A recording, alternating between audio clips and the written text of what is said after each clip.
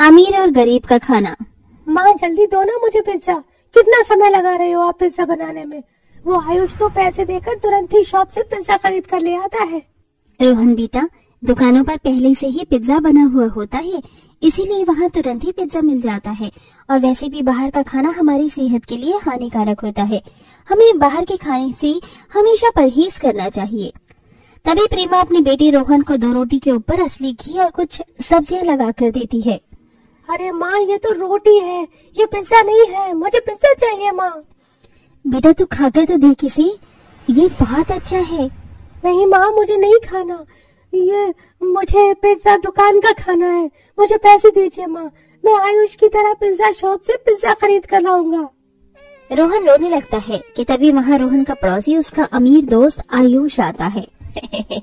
अरे रोहन, तुझ जैसे गरीब की औकात नहीं है इतना महंगा पिज्जा खाने की। ये देख 500 रुपए, मैं और लाने जा रहा हूँ पिज्जा, चलेगा? थोड़ा बहुत तुझे भी दे दूंगा मैं पिज्जा खाने के लिए। क्या सच में? चल आयुष। रोहन अपने पड़ोसी दोस्त आयुष के साथ वहाँ से चला जाता है। तभी प्रेमा का पति महेश वहाँ आता है। महेश बहुत गरीब था। वो इस शहर में अपने छोटे से घर में अपनी पत्नी और बेटे के साथ बड़ी गरीबी में अपना जीवन बिता रहा था। जी हम इतने गरीब क्यों हैं जी? रोहन का कितना मन है पिज्जा खाने का, पर हम कैसे बदनसीब माता पिता हैं जो अपने बेटे को ऐसे तरस तरस का जीवन बिताने कर देख रहे हैं। प्रेमा, मैं भी चाहता हूँ कि रोहन खुश रहे, पर यह गरीबी है कि हमारा पीछा ही नहीं छोड़ रही। महेश रोज की तरह अपने काम पर चला जाता है। वो उसे शहर में एक कारखाने में चप्पल बनाने का काम करता है। उसकी आमदनी केवल 200 रुपए रोज थी। महेश अपने परिवार के साथ 4 दिन पहले ही इसी शहर में एक किराए के मकान में रहने आया था। ये घर महेश के पड़ोस में रहने वाले अमीर हरीश का घर है। हरीश वही पड़ोस में अपने बंगले जैसे घर में अपनी पत्नी खुशी और बेटे आयुष के साथ रहता है। वो एक कंपनी में नौकरी करता है। इन 4 दिनों में आयुष और रोहन की अच्छी दोस्ती हो चुकी थी। आयुष की आदत हमेशा बाहर का खाने की ही थी। थोड़े समय बाद आयुष रोहन घर आते हैं और रोहन के घर के आंगन में बैठकर दोनों पिज्जा खाने लगते हैं। तभी आयुष की माँ वहाँ आती है और कहती है, अच्छा आयुष, तू मुझसे पैसे लेकर पिज्जा लाता है और वो पिज्जा इस गरीब फटीचर रोहन को खिलाता है। अभी तेरी खबर लेती हूँ। अरे बहन, जाने दीजिए ना, बच्चे हैं। मेरे भोले भाले बेटे का फायदा उठाकर तू अपने बेटे को मेरे बेटे का पिज्जा खिला रही थी। गरीब कहीं की, अपने पैसों से खरीद कर खिलाना अपने बेटे को पिज्जा। उठाइए उसे यहाँ से, और आज के बाद इन फटीचे लोगों के पास आया ना तो याद रखना तू। खुशी अपने बेटे को लेकर वहाँ से चली जाती है। उसकी बातें सुनकर प्रेमा उदास हो जाती है। करीब 1 महीना ऐसे ही बीत जाता है। महेश की कमाई इतनी कम थी कि उसके घर में हमेशा दाल रोटी चावल और सब्जी ही बनती थी, और इधर हरीश और उसके परिवार वाले ज्यादातर बाहर का ही खाना खाते थे। एक रात, प्रेमा, ये 2000 रुपए तुम हरीश भाई को मकान के किराए के दे आओ। मैं बाकी पैसों में राशन और बिजली का बिल भर दूंगा। मैंने पालक की सब्जी बनाई है, थोड़ी सब्जी मैं खुशी बहन के घर ले जाती हूँ। तभी प्रेमा थोड़ी पालक की सब्जी लेकर रोहन के साथ आयुष के घर जाती है। खुशी का घर अंदर से काफी बड़ा था। इतने बड़े घर को देखकर प्रेमा और रोहन दंग रह जाते हैं, क्योंकि वो दोनों पहली बार खुशी के घर आए थे। अंदर घर में हरीश, खुशी और आयुष तीनों बड़े से डाइनिंग टेबल पर बैठकर पिज्जा, बर्गर और बाहर के कई तरह के पकवान खा रहे थे। अरे रोहन, तू यहाँ? तुम दोनों यहाँ क्यों आए हो? जी वो मैं मकान का किराया और ये पालक की सब्जी देने आई थी। हम खाना खा रहे हैं, वहाँ नीचे बैठ जा अपने बेटे को लेकर। प्रेमा रोहन के साथ फर्श पर बैठ जाती है। तभी रोहन तीनों की ओर देखने लगता है। ए, अपना मुंह धर कर, मेरे बेटे को खाते समय टोक लगा रहा है, मुंह धर कर। रोहन अपना सर नीचे कर लेता है। थोड़े समय बाद खुशी का खाना खाकर प्रेमा के पास आती है। खुशी बहन, ये पालक की सब्जी मैंने अपने हाथों से बनाई है, ले जा इसे अपने साथ। पता नहीं कैसी गंदगी में बनाई होगी तूने ये खाना, तू ही खा इसे। तभी प्रेमा पैसे देकर रोहन के साथ वहाँ से चली जाती है। इस तरह दिन प्रतिदिन बीतने लगे। एक दिन महेश जहाँ काम करता था उसे वहाँ से निकाल दिया जाता है और अब उसे कहीं भी काम नहीं मिल रहा था। एक रात, प्रेमा, अब क्या करें हम? घर में ना पैसा है, ना अन्न का एक दाना, अब क्या खाएंगे हम? जी मैं खुशी बहन से थोड़े पैसे उधार मांग कर लाती हूँ। जब आपको काम मिल जाएगा तो हम दे देंगे खुशी बहन को पैसे। प्रेमा उसी समय खुशी के घर आती है। खुशी अपने बेटे के साथ चॉकलेट का केक खा रही थी। जब भी कुछ खाने को बैठो तो ये मनहूस टपक ही जाते हैं अपनी मनहूस शक्ल लेकर। यहाँ क्यों आई है ये प्रेमा? खुशी बहन, मुझे कुछ पैसे उधार चाहिए। मेरा बच्चा और हम तीनों भूख से तड़प रहे हैं। हमारे घर में अन्न का दाना तक नहीं है और इनका काम भी बंद हो चुका है। अगर आप कुछ पैसे उधार दे दोगे तो आपकी बड़ी मेहरबानी होगी। जा यहाँ से, मुझे नहीं देने तुझे पैसे।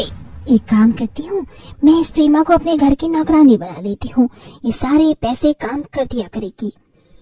अच्छा सुन प्रेमा, अगर तू मेरे घर नौकर का काम करेगी तो मैं बदले में तुझे 5,000 रुपए महीना दिया करूंगी।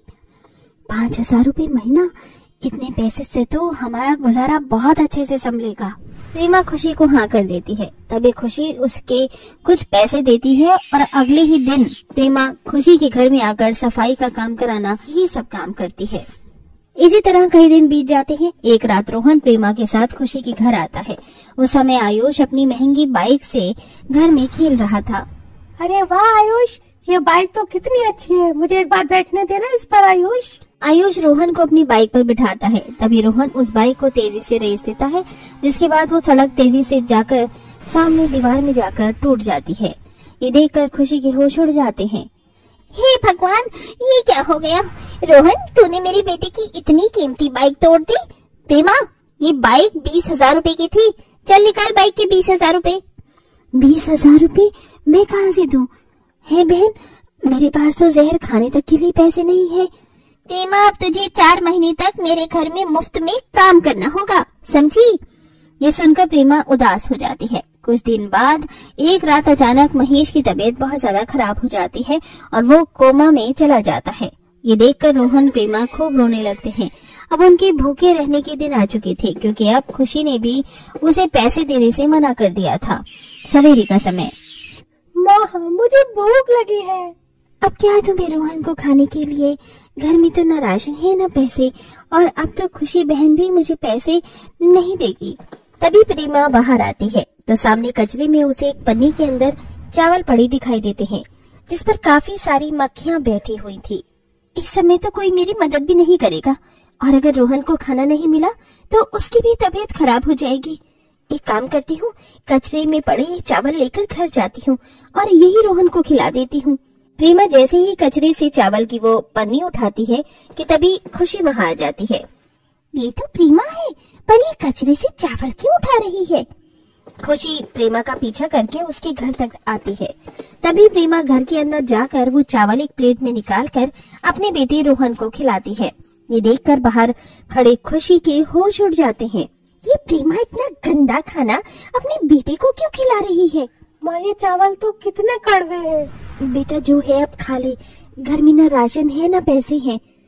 हम इतना कीमती खाना आधा खाकर कचरे में फेंक देते हैं, और ये प्रेमा अपने बच्चे को कचरे में पड़ा खाना खिला रही है। प्रेमा तो बहुत परेशानी में दिख रही है।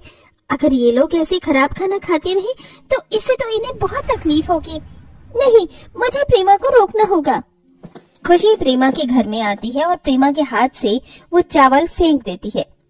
प्रेमा, तुम पागल हो गई हो क्या? कोई अपने बेटे को ऐसे कचरे में पड़ा खाना खराब खिलाता है?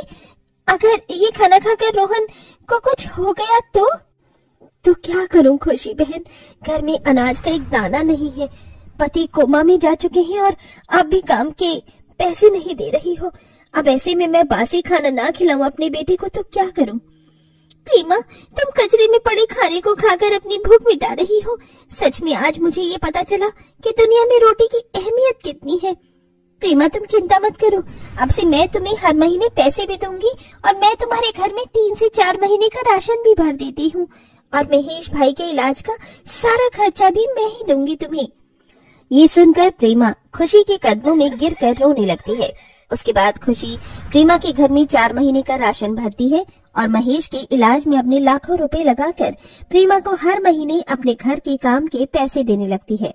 जिसके बाद प्रेमा रोहन एक अच्छा जीवन बिताने लगे और वो भी अच्छे अच्छे पकवानों का मजा लेने लगे और खुशी खुशी अपना जीवन बिता